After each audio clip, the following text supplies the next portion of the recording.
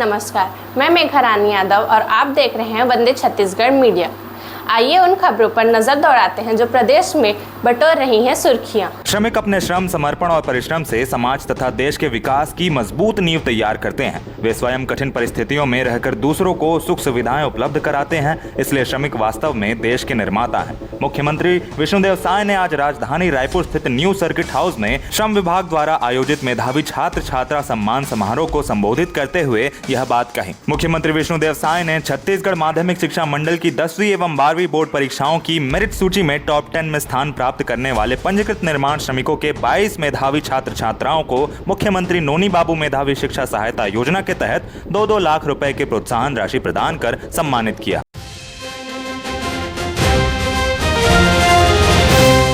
छत्तीसगढ़ गृह निर्माण एवं अधोसंरचना विकास मंडल द्वारा जसपुर जिले की कुनकुरी विकासखंड अंतर्गत ग्राम गिनाबहार में शासन की महत्वाकांक्षी अटल विहार योजना के तहत क्षेत्र की पहली आधुनिक एवं सुव्यवस्थित आवासीय कॉलोनी विकसित की जाएगी। यह परियोजना न केवल गुणवत्तापूर्ण एवं किफायती आवास उपलब्ध कराएगी, बल्कि कुनकुरी क्षेत्र में योजनाबद्ध शहरी विकास की नई शुरुआत भी करेगी। मुख्यमंत्री विष्णुदेव साय ने कहा कि छत्तीसगढ़ गृह निर्माण एवं अधोसंरचना विकास मंडल प्रदेश के सभी 33 जिलों में आवासीय योजनाओं का विस्तार करते हुए नागरिकों को बेहतर आवासीय सुविधाएं उपलब्ध कराने के लिए सतत प्रयासरत हैं।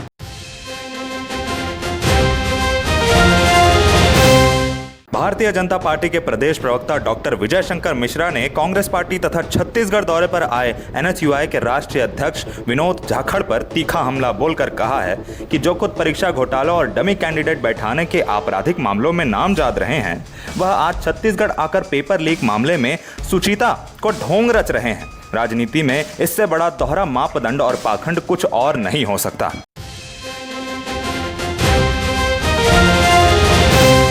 प्रदेश में उर्वरक का संकट विकराल रूप ले चुका है। प्रदेश कांग्रेस अध्यक्ष दीपक बैज ने कहा कि प्रदेश में उर्वरक के लिए मारामारी शुरू हो गई है। किसानों को सोसाइटी में खाद नहीं मिल रहा है। सरकार खाद की व्यवस्था करने के बजाय खाद संकट पर कैसे कुतर्क किए जाएं, इसकी ट्रेनिंग भाजपा प्रवक्ताओं को दे रही है।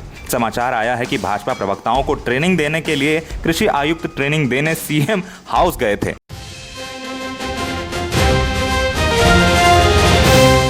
सुदूर वनांचल और नक्सल प्रभावित क्षेत्र सुकमा के एक किसान परिवार के बेटे ने अपनी मेहनत और लगन से बड़ी सफलता हासिल कर पूरे जिला को गौरवान्वित किया है। झापरा क्षेत्र के निवासी बारसे रोशन ने देश की प्रतिष्ठित इंजीनियरिंग प्रवेश परीक्षा JEE एडवांस 2026 में कैटेगरी रैंक 634 प्राप्त कर यह साबित कर दिया कि संसाधनों की कमी कभी भी सफलता के रास्ते में बाधा नहीं बन सकती।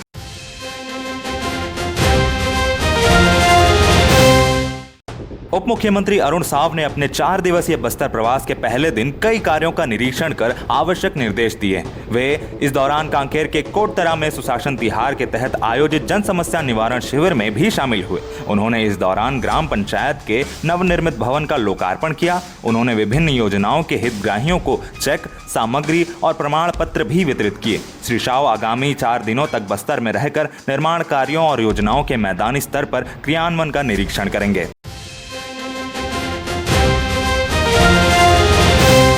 नगर पालिक निगम कोरबा द्वारा विश्व पर्यावरण दिवस के अवसर पर पर्यावरण चेतना की एक नई इबारत लिखी गई। शहर में छत्तीसगढ़ राज्य की पहली EV इलेक्ट्रिक व्हीकल जागरूकता रैली ड्राइव फॉर अर्थ का अत्यंत भव्य और गरिमामय आयोजन किया गया। स्वच्छता, हरित कोरबा और पर्यावरण संरक्षण के प्रति समर्पित कलेक्टर कुणाल दूधावत एवं निगम आयुक्त आशुतोष पांडे की अनूठी पहल पर इस रैली का ताना बाना बुना गया। रैली की शुरुआत घंटाघर ओपन थिएटर से हुई, जहां कलेक्टर दूधावत ने हरी झंडी दिखाकर इस ऐतिहासिक सफर को रवाना किया।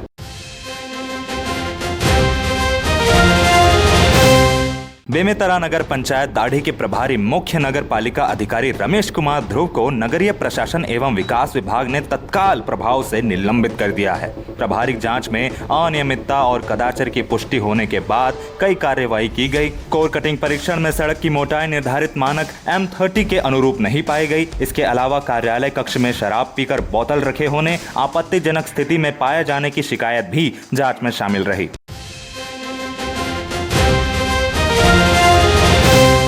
दक्षिण पूर्व मध्य रेलवे के रायपुर मंडल में बिना टिकट और अनियमित यात्रा करने वालों के खिलाफ बड़ा अभियान चलाया गया। रेलवे प्रशासन द्वारा 21 मई 2026 से 4 जून 2026 तक विशेष नाका टिकट चेकिंग अभियान चलाया गया।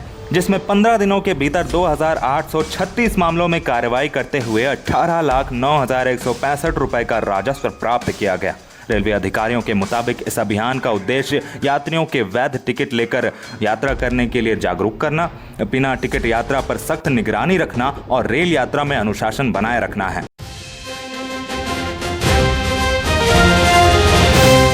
राजधानी रायपुर में अब ई रिक्शा और ऑटो चालकों की पूरी जानकारी सिर्फ एक QR कोड स्कैन करते ही सामने आ जाएगी। रायपुर पुलिस कमिश्नरी ने 20 मई से 5 जून तक चलाए गए विशेष ऑनलाइन सत्यापन अभियान में 13,000 से ज्यादा ई रिक्शा चालकों का रजिस्ट्रेशन किया है। अब इनका डिजिटल डेटाबेस तैयार किया जा रहा है, जिसके बाद सभी चालकों को यूनिक डिजिटल ID और QR कोड जारी किया जाएगा। यह सिस्टम 20 जून तक लागू हो सकता है। बिलासपुर शहर में दिन दहाड़े हुई लूट की वारदात ने कानून व्यवस्था पर सवाल खड़े कर दिए हैं। कोनी थाना क्षेत्र के बीरकोना रोड पर गुरुवार शाम 4 नकाबपोश बदमाशों ने एक कारोबारी को रोककर मारपीट की और नकदी व सोने के आभूषण लूटकर फरार हो गए। लूटे गए सामान की कुल कीमत करीब 3.5 लाख रुपए बताई जा रही है। पुलिस ने मामला दर्ज कर आरोपियों की तलाश शुरू कर दी है। दिन दहाड़े हुई इस घटना के बाद व्यापारियों और कारोबारियों में भी चिंता का माहौल है। नकदी लेकर आने जाने वाले लोगों को सुरक्षा व्यवस्था मजबूत किए जाने की मांग है। कोरबा पश्चिम बाकी मोंगरा थाना क्षेत्र अंतर्गत ग्राम ढपढप निवासी के साथ बड़ी लूट की घटना घटित हुई। अनहोनी होने से पहले उन्होंने खुद को जैसे तैसे छुड़ाकर थाना पहुंचे। सूचना के बाद तत्काल पुलिस हरकत में आई और कथित आरोपियों को धर दबोचा गया। इस मामले में धारा 61(2) ABNS जोड़ी गई। प्रकरण सदर में स्वास्थ्य प्रकरण में आरोपियों द्वारा आराधिक षड्यंत्र रचकर अपराध का घटित करना पाया गया। सबूत धारा पाए जाने से आरोपियों को विधिवत गिरफ्तार किया गया।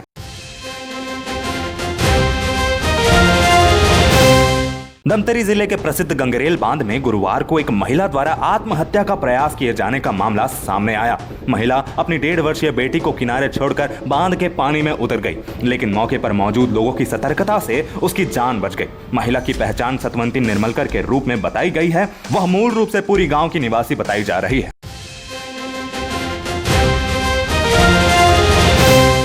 सरकारी और अनुदान प्राप्त स्कूलों में अध्ययनरत विद्यार्थियों के लिए शैक्षणिक सत्र की शुरुआत इस बार बेहतर व्यवस्थाओं के साथ होने जा रही है। राज्य सरकार ने यूनिफॉर्म वितरण प्रणाली में बदलाव करते हुए छात्रों को दोनों यूनिफॉर्म सेट एक साथ उपलब्ध कराने का निर्णय लिया। शिक्षा विभाग के अधिकारियों के अनुसार 16 जून से शुरू होने वाले नए शैक्षणिक सत्र से पहले अधिकांश स्कूलों में यूनिफॉर्म पहुंचने की तैयारी पूरी कर ली गई है।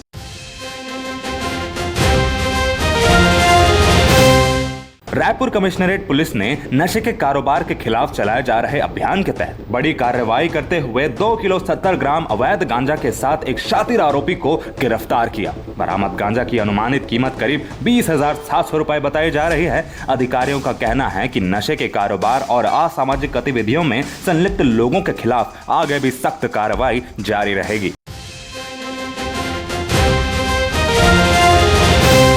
शक्ति जिले के कर्रापाली गांव में पत्नी की घरेलू प्रताड़ना को लेकर समझाइश देने पहुंचे रिश्तेदारों पर जानलेवा हमला किया गया। आरोपी पति ने रास्ते में रोका और उनके ऊपर फायरिंग कर दी।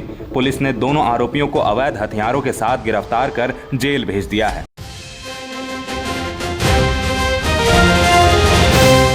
बस्तर जिले के जगदलपुर केंद्रीय जेल में 5 दिनों के भीतर दूसरी मौत का मामला सामने आने से जेल प्रशासन की व्यवस्थाओं पर सवाल उठाने लगे हैं। हाल ही में एक महिला बंदी द्वारा आत्महत्या किए जाने की घटना के बाद अब नक्सल प्रकरण में बंद एक कैदी की इलाज के दौरान ही मौत हो गई है।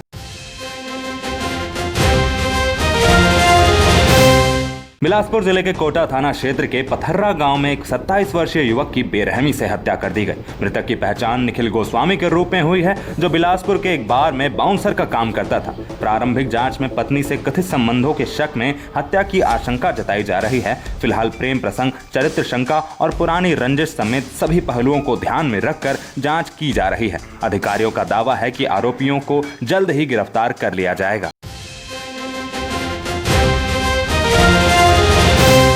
छत्तीसगढ़ पर्यावरण संरक्षण मंडल ने रायपुर क्षेत्र में प्रदूषण फैलाने वाले उद्योगों के खिलाफ बड़ी कार्रवाई करते हुए 94 उद्योगों को नोटिस जारी किया है। पर्यावरणीय नियमों के उल्लंघन पर कुल 3 करोड़ 3 लाख रुपए से अधिक की पर्यावरणीय क्षतिपूर्ति अधिरोपित की गई है। मंडल द्वारा रायपुर, बलौदा बाजार, भाटापारा, धमतरी, महासामुंद और गरियाबंद जिलों में संचालित उद्योगों की नियमित निगरानी और औचक निरीक्षण किया जा रहा है। कार्यवाही वायु प्रदूषण निवारण एवं नियंत्रण अधिनियम 1981 और जल प्रदूषण निवारण एवं नियंत्रण अधिनियम 1974 के तहत की गई।